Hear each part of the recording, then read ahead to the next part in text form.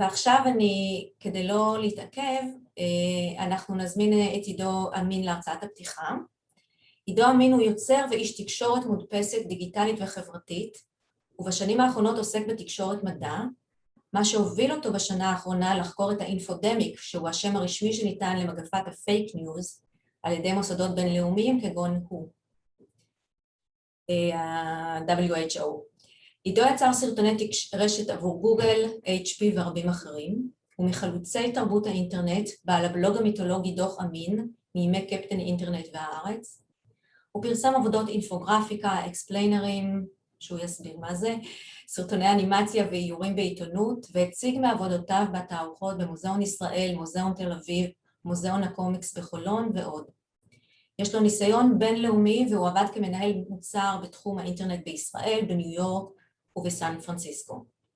עידו, בבקשה. תודה רבה ורד,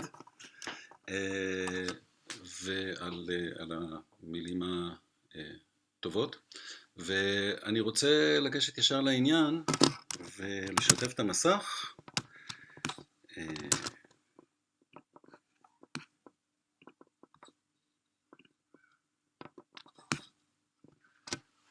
של המצגת שהכותרת שלה היא דיוקנו של המומחה הסלב כמשפיען. וכשאני מדבר על המומחה הסלב כמשפיען, שנייה אחת, אז אני מדבר קודם כל על המילה סלב. מאיפה באה המילה סלב? אני אגיד כמה מילים על זה, ואני אתן דוגמאות משלושה מומחים סלבים שאני מאמין שלפחות שניים מהם, אחד או שניים מהם, כולם מכירים, אבל אם יש לכם בריאקשנס תגובות של yes ו-no, אז יש לי שאלה אם מישהו מכיר את שלושתם, ראה כבר את שלושתם, מזהה את שלושתם, תגידו לי כן בריאקשנס.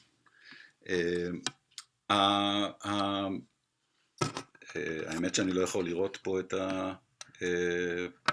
את התגובות שלכם, אבל אני ישר אגיע לזה. אז נתחיל עם מה זה סלב. סלב זה תרגום של המילה סלבריטי באנגלית, וסלבריטי הוגדר ב-1961 על ידי דניאל בורסטין, פרופסור באוניברסיטת שיקגו, כאדם שידוע בגלל known for his knownness, בשפה עממית מפורסם בגלל שהוא מפורסם. רואים אותו אז מזמינים אותו, אז רואים אותו עוד יותר.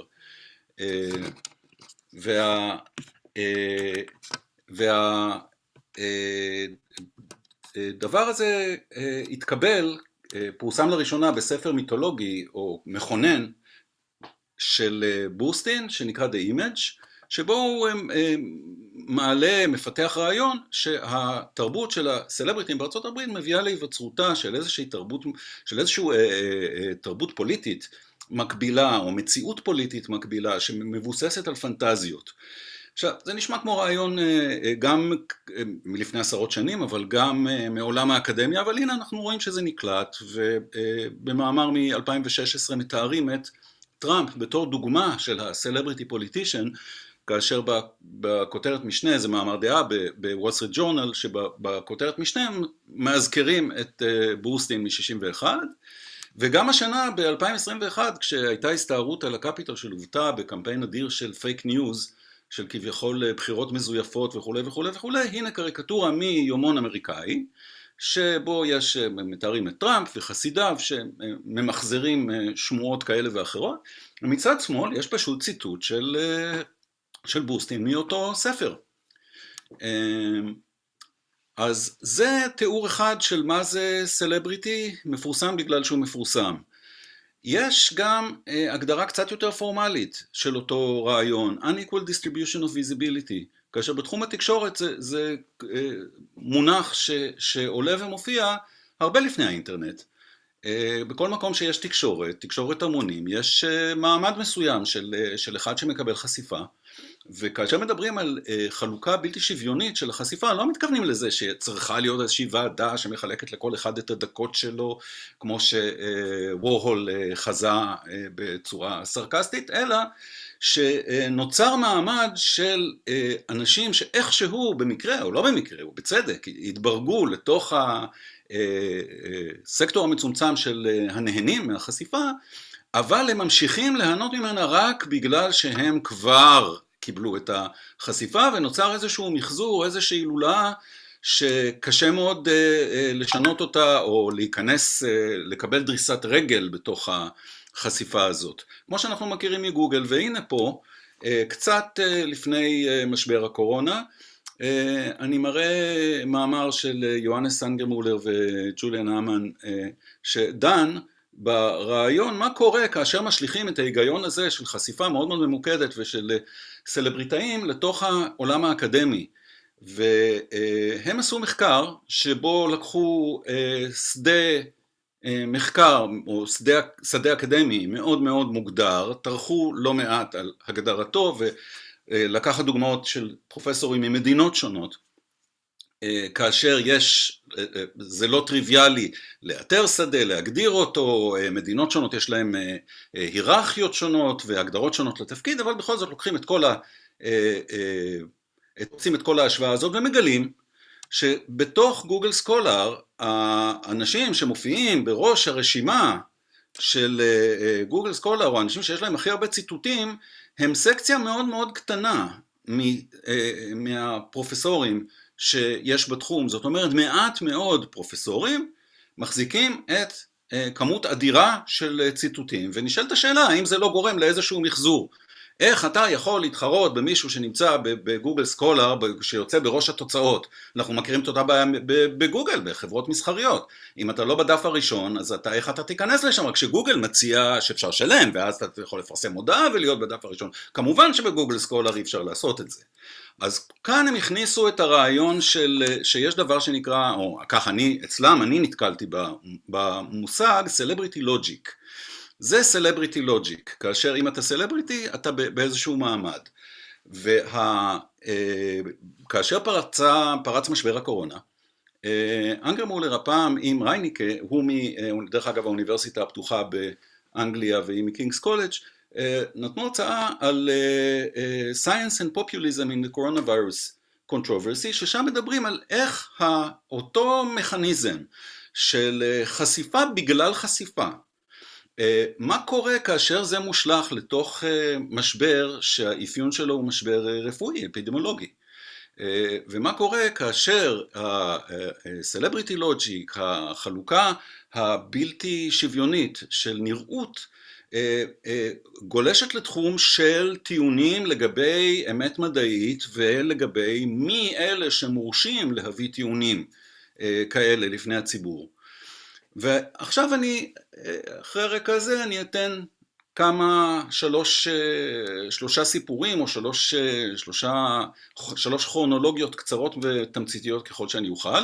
אני יכול לדבר על זה כל היום ולא לסיים, יש בזה הרבה על מה לדבר, אבל באמת רק בדילוג כדי להראות מה מקור הכוח של איך נוצרת ההשפעה של מומחים סלבים, ואיפה הקשר של זה לעולם של האינטרנט ואפילו ספציפית לטוויטר. אז קודם כל, הראשון בשורה זה דידייר ראול, פרופסור דידייר ראול, פרופסור מאוד מאוד מפורסם באירופה, הוא בצרפת ומפורסם מאוד באירופה, אחד מהאנשים המצוטטים, כמו שאנחנו רואים פה, בתקופה מסוימת, היה המיקרוביולוג המצוטט ביותר באירופה, יש לו סדרה של תארים כאלה שמראים את עוצמת הפרסום שיש לו, כמות אדירה של מאמרים, כמות אדירה של ציטוטים, והוא עומד בראש IHU, מוסד למחקר מחלות מדבקות, שמאוד גדול גם מבחינת עוצמה, פרסום, סגל, תקציבים, וגם יוטיוב צ'אנל, לכל אורך דרכו, הקריירה שלו זה רק שיא הקריירה, הקריירה שלו מאוד מפוארת עוד מלפני זה, אבל המוסד הזה, כמו בכל דברים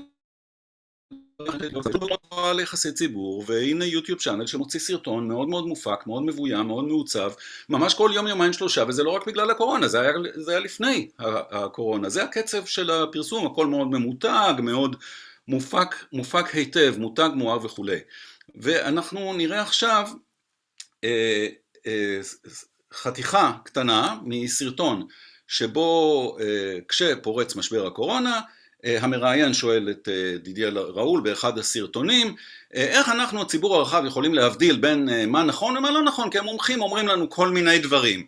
אז דידיה ראול אומר, טוב, נו, זה אתם אומרים, הציבור הרחב, כי אתם לא יודעים איך זה בעולם המדע, הנה נראה לך איך זה בעולם המדע, והוא קם מהכיסא, נכנס לגוגל, ונכנס לאקספרט קייס, שזה אתר פרטי אפילו לא גדול, ומחפש communicable disease, ומראה שאם מחפשים באקספרט מי המומחים הגדולים בעולם של communicable disease, וזה מחולק לפי מדינה ועיר וכולי ומוסד וכן הלאה, והוא לוחץ על worldwide והוא מראה לו שב-worldwide הוא דידיה ראול מספר אחד, ולכן הדעות שלו תופסות, והוא אומר שקלורוקווין זה תרופה, זה תרופה, אז צריך לקבל את זה. זה כמובן מאוד מאוד מאוד מאוד רחוק, כאילו אני מראה את זה כי זה מאוד מאוד מאוד, זה celebrity logic, זה לא logic, זה לא scientific logic, הדבר הזה. אני אבל מראה איך גם בעיניו זאת הדרך לבדוק מה נכון ומה לא נכון. והרעיון של ההידרוקסיקלורוקווין נוצר במוסד שלו, כאשר זה מתחיל לתפוס תאוצה ומתפרסם, כאשר מתחילים מקרי מוות מקורונה בצרפת, והמקרי מוות מסומנים פה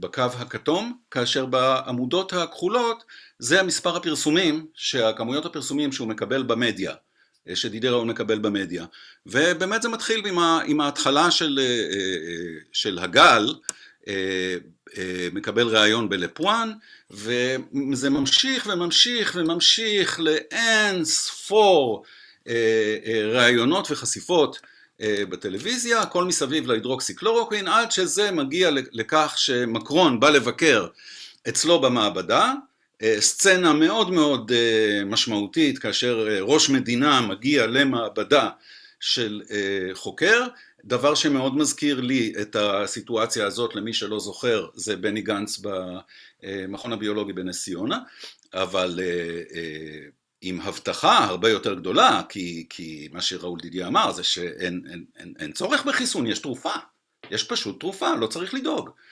כאן הרעיון הזה מקבל תהודה ומגיע לארצות הברית דרך אדם בשם ריגנו שמציג את עצמו בפוקס בתור אדוויזור של סטנפורד מיד הסתייגו מזה, הוא רוצה לייבא את ההידרוקסיקלורוקווין שהיא כידוע כזכור, אני מזכיר, תרופה מאושרת למחלה אחרת, מלריה, אבל לפי המחקרים של דידיה ראול אפשר להשתמש בזה לקורונה, אז הוא רוצה לייבא את זה לארצות הברית ועושים לו בעיות, יש בירוקרטיה red tape, אבל זה מקבל פתאום מזנק קדימה כאשר אנחנו מקבלים ציוץ מאילון מאסק שנותן לינק למאמר שבאמת תומך בפוטנציאל שיש להידרוקסיקלורוקווין, וקצת מוזר, הוא מייצר מכוניות, הוא מטיס חלליות, מה הקשר של זה לעכשיו הוא גם פרופסור לרפואה, יכול להיות, אבל אני אומר את זה קצת בצורה סרקסטית, אבל מה שאני מתכוון, הקו המשותף בין כל הדברים האלה זה עוצמות החשיפה, זה סטאר מקדם סטאר מקדם סטאר, זה כמו קו-פרודקשנס שאנחנו רואים בשיתופים שאנחנו רואים ביוטיוב בין שני בעלי צ'אנלים, והנה מצטרף לזה גם דונלד טראמפ ממש כמה ימים אחרי זה, ואומר כן, השילוב של התרופות האלה, שאחת מהן זה הידרוקסיקלורוקווין, כשלוקחים אותם ביחד, אז זה באמת יהיה game changer בהיסטוריה של הרפואה, והדבר המדהים והמיוחד בציוץ הזה, זה שהוא מסתיים ברפרנס לז'ורנל מדעי. כל מי שעוקב אחרי הציוצים של דונלד טראמפ, אני לא חושב שיש לזה אח ורע, שאי פעם דונלד טראמפ נתן באיזשהו מקום רפרנס לז'ורנל מדעי. אז הנה תראו איך הזרם הזה של הדברים, איך הדברים מתקדמים, איך הם מקבלים משתקפים במדיה.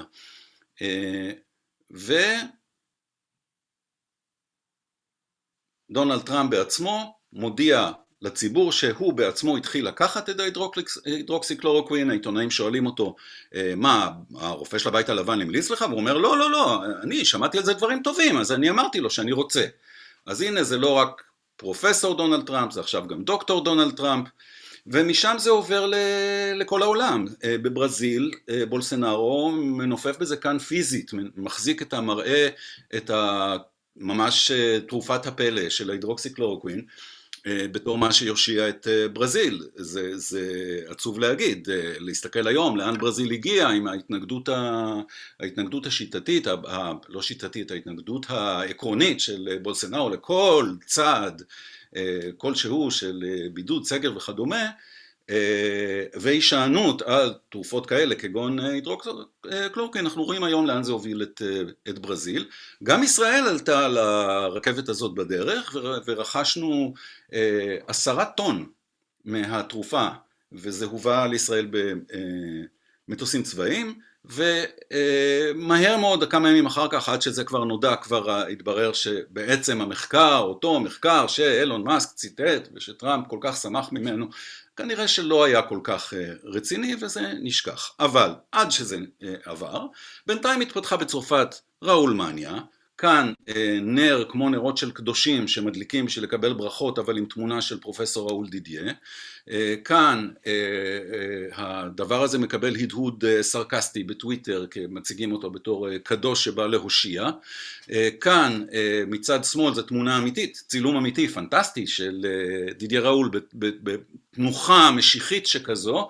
מצד ימין פרופסור אוקון מהסרט היום השלישי, סיינס פיקשן, שבו הוא מדען עם לב טוב, מהצד של הטובים, שרוצה ויכול לעזור, אבל משתלט עליו חייזר, והוא בסוף מנסה להתנקש בחיים של הנשיא או משהו כזה. ובאמת הסיפור של ראול דייה גם, שהתחיל בתור דבר מאוד מאוד מבטיח וחיובי, נגמר בחשיפה לא נעימה בתחקיר של הניו יורק טיימס, שהכותרת שלו הוא היה הכוכב של המדע, ואז הוא קידם, promoted, תרופה שנויה במחלוקת לקוביד-19.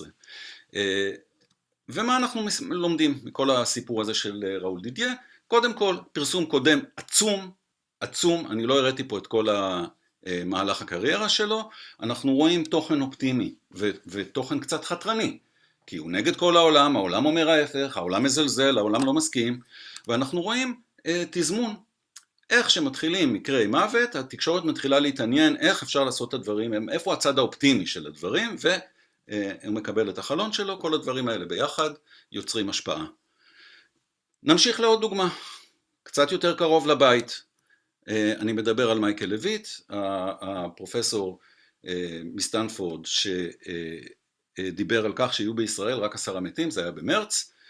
לפני זה הוא גם הרגיע את הסינים, ואני רוצה להראות קטע קצר מאוד מראיון שלו הראשון שהקנה לו את פרסומו ברשת CGTN, רשת סינית שמשדרת באנגלית.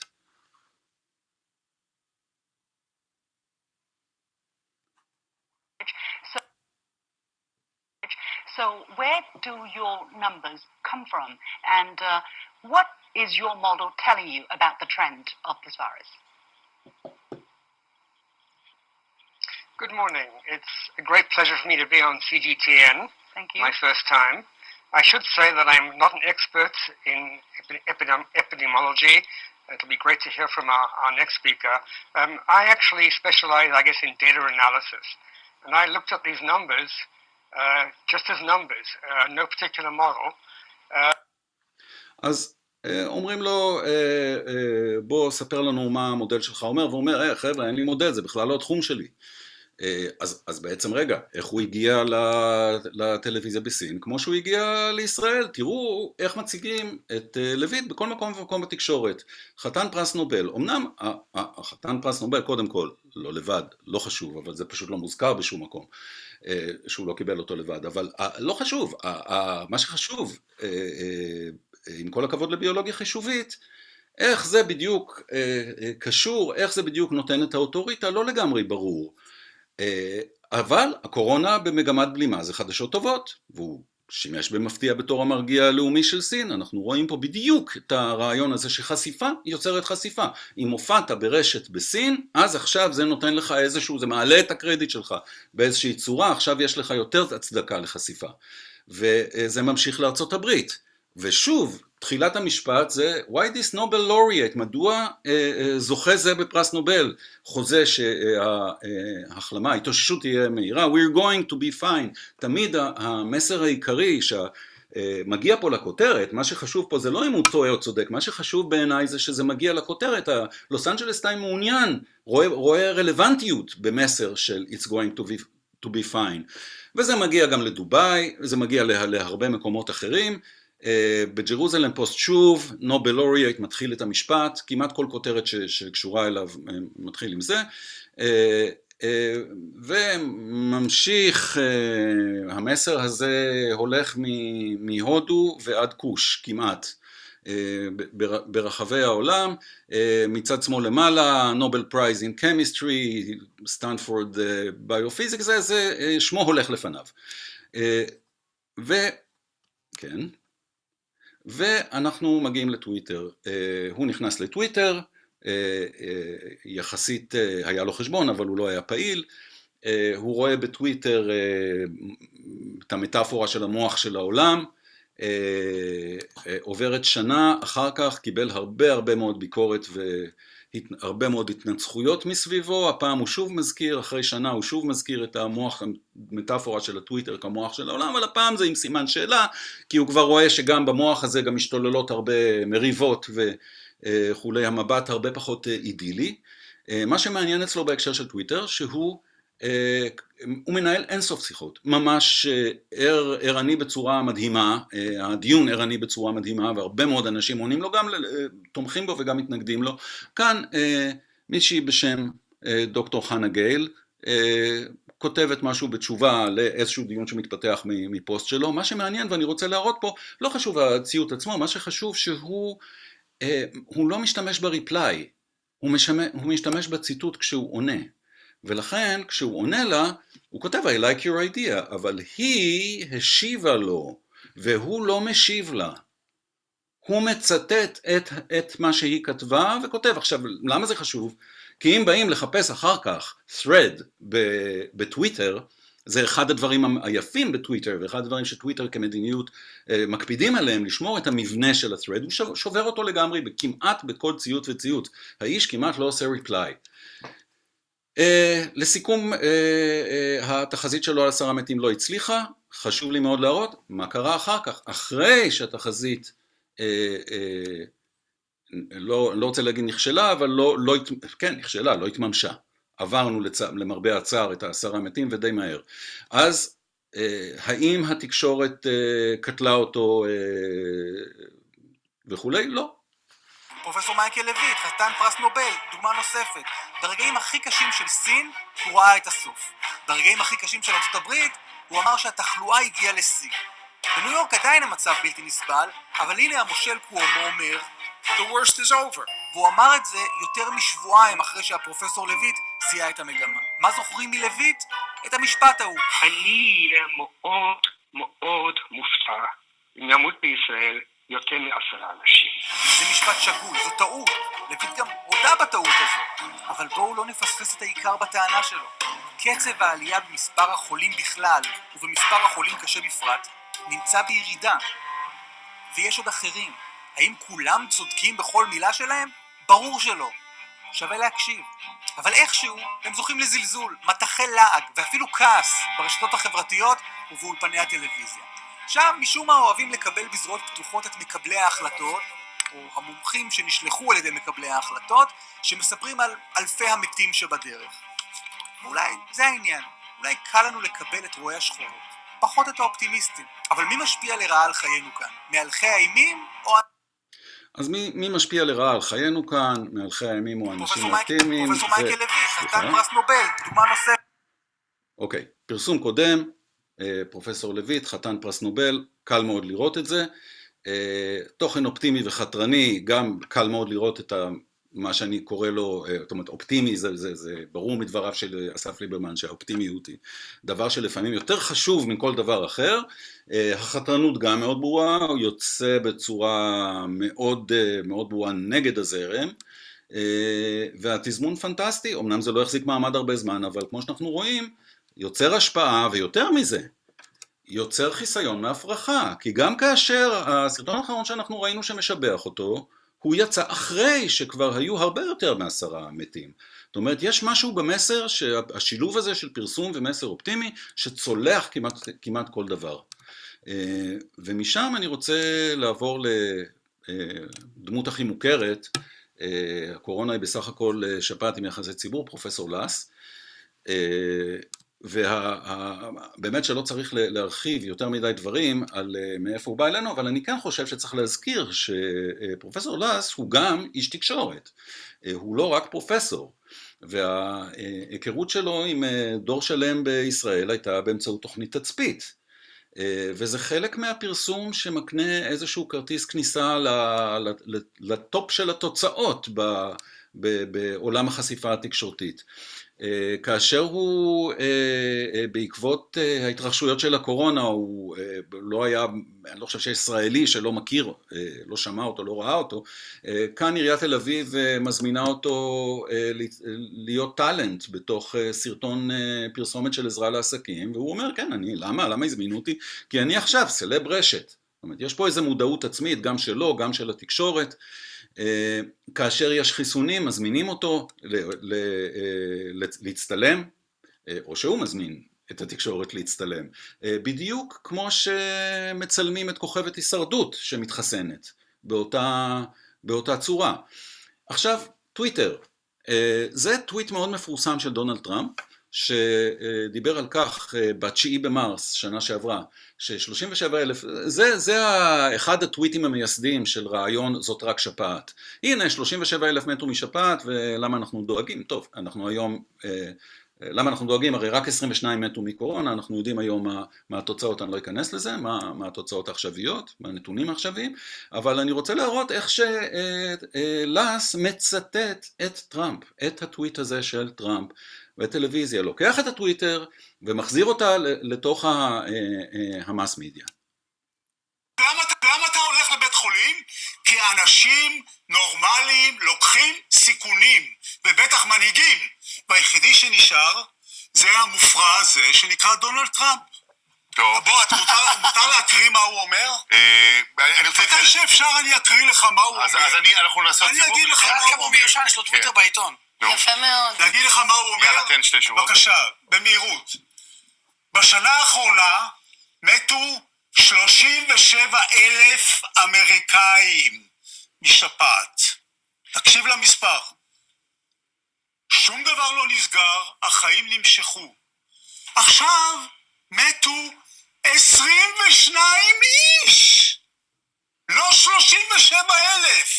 מתו 22 איש. ואז הוא גומר, תחשבו על זה.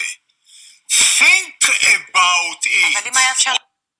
אז כמו שאנחנו רואים, הטוויטר זה חלק מעולמו, חלק חשוב מעולמו של לס, והנה אנחנו רואים פה שהוא, זה השנה, עדיין נושא את הדגל בכל הכוח, אומר שהתמותה היא לא כמו שמספרים, צריך להסתכל אחרת על המספרים, הדגש פה זה על התאריך, תסתכלו רגע על התאריך, טקסט של טוויט מ-29 בינואר, בשעה 4:04 אחרי הצהריים, ואנחנו